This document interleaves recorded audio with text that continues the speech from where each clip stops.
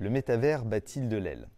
On vient d'apprendre que le géant chinois du jeu vidéo Tencent annulait l'idée d'avoir son propre hardware de réalité virtuelle. Il en avait pourtant annoncé la création l'année dernière en grande pompe.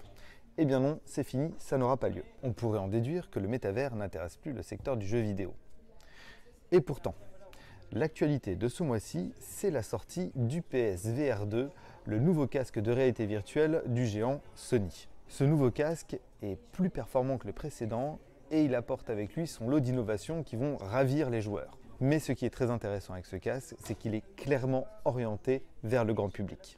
Alors quel avenir pour le métavers? Le métavers n'est pas un produit, c'est avant tout un concept pleinement investi par tout un tas de jeux déjà existants. On peut citer notamment World of Warcraft, qui fêtera ses 20 ans l'année prochaine et dont les serveurs ne désemplissent pas. Si Tencent se désintéresse d'avoir son propre hardware dans le domaine, cela n'est pas forcément un indice problématique.